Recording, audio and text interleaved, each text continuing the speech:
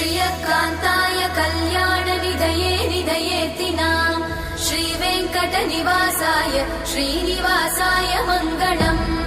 लक्ष्मी सविभ्रमालोकसुभ्रूविभ्रमचक्षुषे चक्षुषे सर्वलोकानां वेङ्कटेशाय मङ्गलम् श्रीवेङ्कटाद्रिशृङ्गाग्रमङ्गलाभरणाङ्ग्रये मङ्गलानां निवासाय श्रीनिवासाय मङ्गलम् सर्वावयव सौन्दर्य सम्पदा सर्वचेतसां सदा सम्मोहनायास्तु वेङ्कटेशाय मङ्गलम् नित्याय निरवध्याय सत्यानन्दचिदात्मने सर्वान्तरात्मने श्रीमद् वेङ्कटेशाय मङ्गलम्